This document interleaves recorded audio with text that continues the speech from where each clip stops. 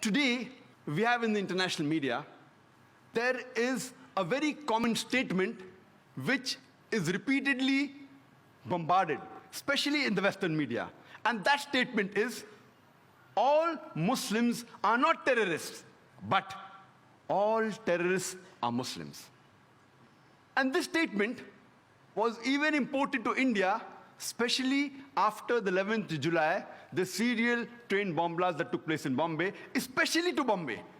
And we find that even in India, especially in Bombay, people kept on repeating the statement that all Muslims are not terrorists, but all terrorists are Muslims. Let us analyze today what do the historical records tell us, and what does the data on terrorist attack that is available in world history, what do they tell us? When we look at the records, in 19th century, we can hardly find any terrorist attacks have been done by Muslims. Time does not permit me to speak about the details of the attacks taking place in the 19th century. I'll just mention a couple of them.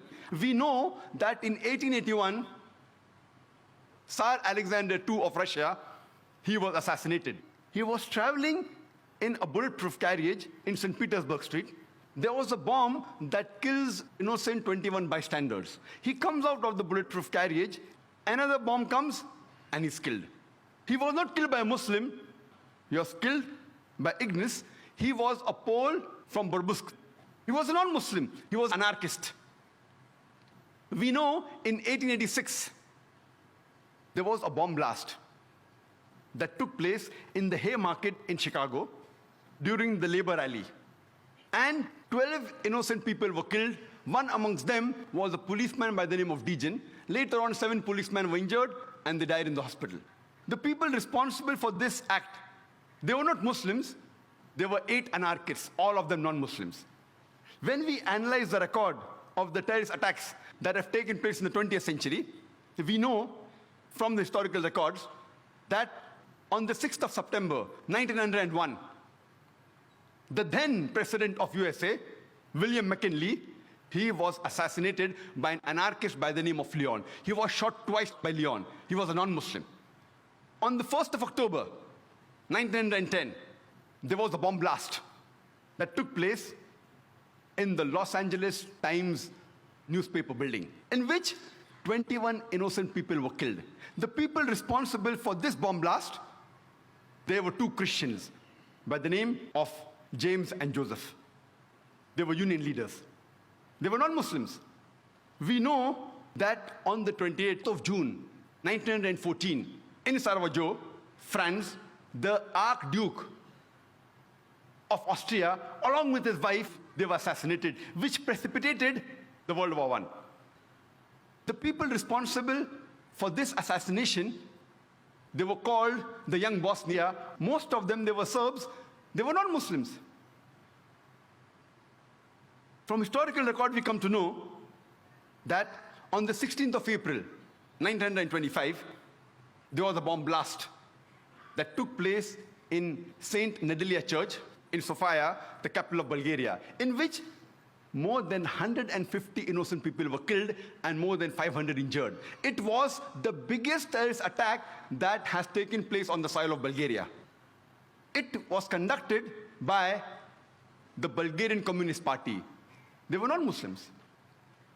We know from historical records that on the 9th of October, 1934, King Alexander I of Yugoslavia, he was assassinated by a gunman by the name of Lada Georgiev. He was a non-Muslim. The first US plane to be hijacked, it was not by a Muslim, it was by a non-Muslim by the name of Ortiz. He hijacked the US airliner to Cuba, and he later on got their asylum.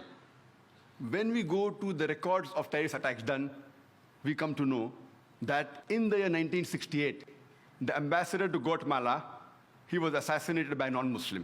In 1969, the ambassador to Japan, he was knifed by a Japanese, a non-Muslim. The ambassador to Brazil in 1969, he was kidnapped by a non-Muslim. The famous attack, the Oklahoma bombing, which took place on 19th of April, 1995, where there was a truck loaded with a bomb, which rammed into the federal building in Oklahoma, which killed 166 innocent human beings. And hundreds other were injured. Initially, it came in the press, Middle East conspiracy, for days together. Later on, they came to know it were two right-wing activists, Christians by the name of Timothy and Terry, who were responsible for the bombing of the federal building in Oklahoma. But when this news comes, it comes for a couple of days and then it vanishes. But before, for several days, Middle East conspiracy, Middle East conspiracy. After World War II, from 1941 to 1948, in a span of 8 years, 259 terrorist attacks were conducted by Jewish terrorists. By many organizations, Ignun, Stern Gang, Haganah, and we know of the famous bombing of King David Hotel, which took place on the 22nd of July, 1946. They were conducted by Ignun, under the leadership of Menachem Begin, in which 91 innocent people were killed, out of which 28 were British, 41 were Arabs, 17 Jews, and 5 others. The Ignun group, they dressed up as Arabs to show as though Muslims did the bombing. And the person responsible was Menachem Begin. And it was the biggest terrorist attack against the history of British Mandate, in which 91 people were killed. And at that time, Menachem Begin, he was called as terrorist number 1 by the British government. Later on, after a few years, he becomes the Prime Minister of Israel. And later on, after a few years, he gets the Nobel Prize for Peace. Imagine, a person who has killed hundreds and thousands of innocent human beings becomes the Prime Minister of Israel and later on gets the Nobel Prize for Peace.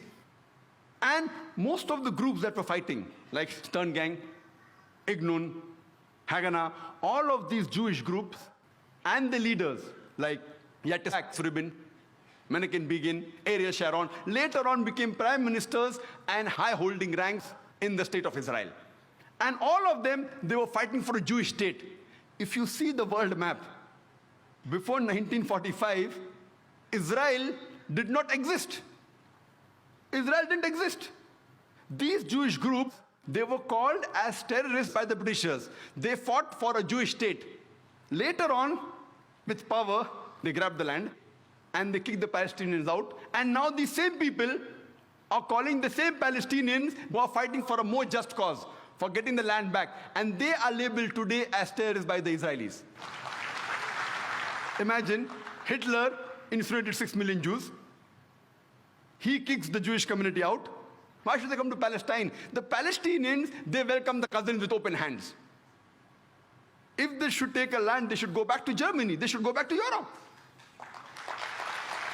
Imagine the Palestinian, they welcome the cousins. Imagine, suppose a visitor comes to your house. Being a stranger, you welcome him in your house. After a few days, he kicks you out of the house. And when you cry at the doorstep, I want my house back, people call you a terrorist. This is exactly what has happened today. The Palestinians, they are called as terrorists. For what? They only want their land back. And so-called people, most of these powerful first world countries, they are agreeing with this unjust cause. We know that in Germany, from historical records, from 1968 to 1992, the Bader-Meinhof gang, they killed several innocent human beings. In Italy, we come to know from records about the Red Brigades, which has killed several innocent human beings. They were also responsible for kidnapping the Prime Minister of Italy, Aldo Moro. And after 55 days, they killed him. Further, when we come, a similar gang, a similar terrorist outfit, we know, was also in Japan. The Japanese Red Army. They were with this cult. Om Shirito, they were with this cult. And they tried to kill thousands of people in the Tokyo subway by the nerve gas. But unfortunately, they weren't very successful. They were only able to kill 12 people, but more than 5,700 innocent human beings, they were injured and wounded because of this nerve gas. They were with this. In UK, for about 100 years, the IRA, Irish Republican Army, they are conducting attacks against UK. They are Catholics. But they are never called as Catholic terrorists, they are called as IRA. And we know they have conducted several terrorist attacks. Only in 1972, 3 bomb blasts were done. In the first one, 7 people were killed.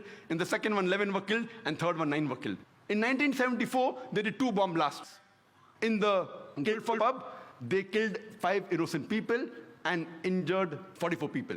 In the Birmingham pub, 21 innocent people were killed by the bomb blast and 182 were injured. Time doesn't permit me to speak about all the activities they did. I'm just mentioning a few, just at random. In 1996, they did a bomb blast in London where 2 people were killed and more than 100 were injured. Further, in 1996, a bomb blast was done in the shopping area of Manchester where 206 people were injured.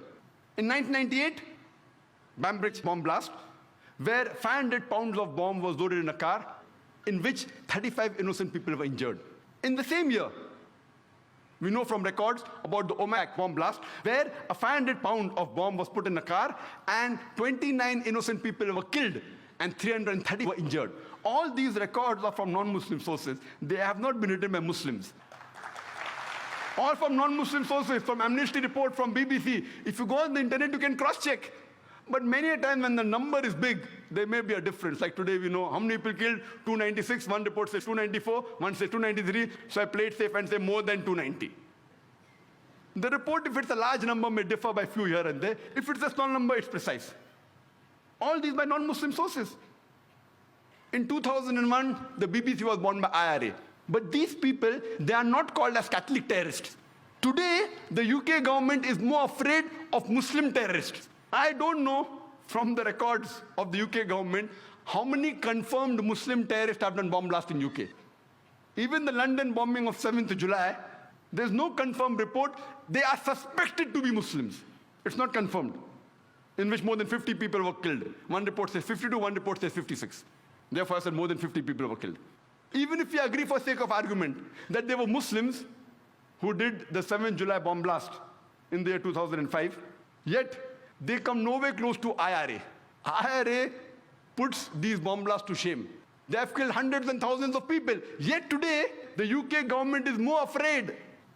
IRA is doing since more than 100 years. But because of the advice of George Bush, Tony Blair is more afraid of the Muslim terrorists rather than the problem which is there for more than 100 years. We know from historical records that in Spain and France, the terrorist organization is ETA.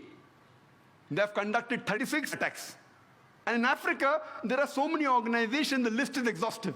But the one which is worth noting, and one of the most notorious, is called as the Lord's Salvation Army. It's a Christian terrorist organization. They train young children to commit terrorist attacks. When we come to Sri Lanka, we know of the LTTE, Tamil Tigers. They are supposed to be one of the most notorious, most violent of all the terrorist organizations in the world.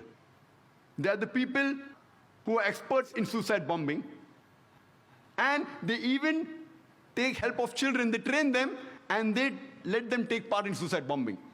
Normally, people are known that the Palestinian do suicide bombing, Iraq is the suicide bombing. If you historical record, the people who have popularized suicide bombing are the LTTE, Tamil Tigers. Who are they?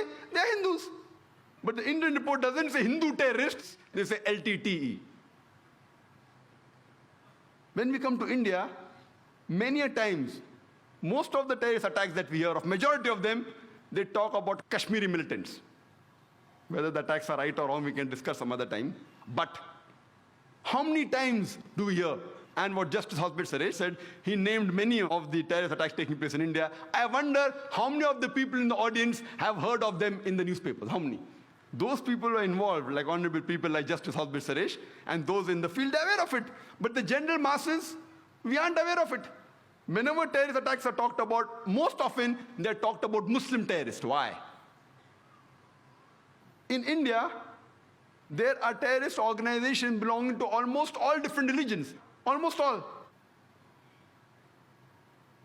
We know of the Sikh terrorist organization, Bhindranwala Group, in Punjab. We know that the Indian government, on the 5th of June, 1984, they took over the Golden Temple. in which 100 human beings were killed.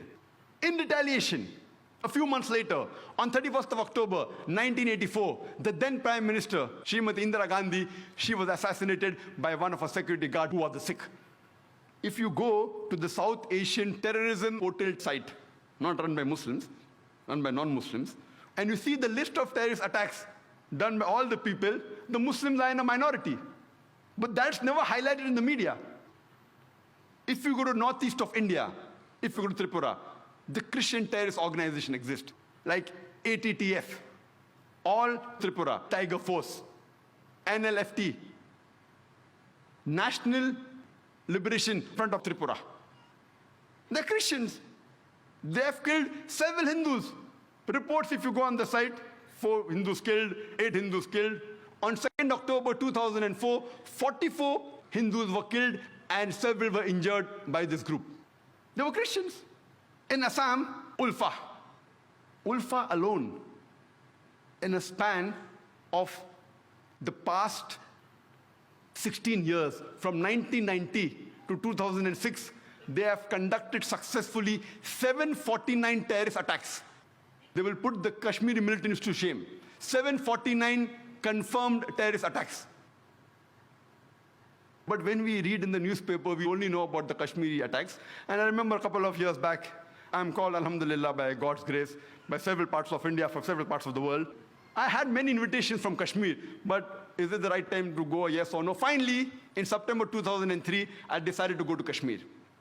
And there I gave a talk in Srinagar, and they told me, the organizers, that in the past 14 years, first time the government gave permission for a public talk. And they organized my talk in polo grounds in Kashmir, in which 100,000 people attended. In all this turmoil, and the government gave me security. I was wondering, why are these people with machine guns with me? I went on to the various sites, Gulmarg, Pahalgam, gave talks, etc. Fine, I didn't think it was required. Later on, I happened to go to Assam to give talks. And the moment I land on the airport, I find security guards around me. I said, why? And there, I thanked God, alhamdulillah. If they would not have been there, I wouldn't have come back here. I did not know. I did not know that so many terrorists are there in Assam. The Ulfa are trained only to target the Muslims. They are Hindus. How many times does the press, the media report about them? Because it's not tantalizing. These reports may come in the news brief. It does appear. News briefs, how many people note it? Never in the headlines. In news briefs. Amongst the organizations, terrorist organizations, the Naxalites, we know of the Maoists. The Maoists are communist. #1 terrorist attacks that have been done in India, maximum are by the Maoists. Only in Nepal, in the past 7 years, they have conducted 99 terrorist attacks. And out of the 600 districts in India, according to the Indian government, according to the site on terrorism, they say that they are present in 150 districts of India. They have done terrorist attacks in 1/3 parts of India.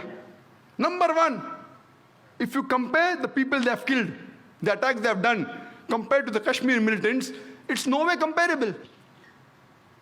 The Maoists are a bigger danger for India, but yet we find that the government is more afraid of the Muslim terrorists. Why? The reason is George Bush. Just a couple of days back, on the 9th of September, an article came in Times of India, not on the front page, inside, but quite a big article, that 875 rockets, a haul of ammunition, 875 rockets, which were supposed to be supplied to the Maoists, they were intercepted. And they were confiscated, and 30 rocket launchers. Imagine, it is the biggest haul in the history of India that any terrorist organization that the government has caught. 875 rockets. They can wage a war against the Indian army. And the DGP of Andhra Pradesh in Hyderabad, he was shocked. He said that with these rocket launchers, they can attack any police station, any tanks of the Indian government from a distance of 600 meters. From more than half a kilometer away, they can attack the Indian tanks, the Indian police station, and you can't do anything. Rocket launchers. Yet we see people are more afraid of people who have a beard, people who are wearing a cap, people who have trousers above the ankle. Are they more dangerous than the rocket launchers?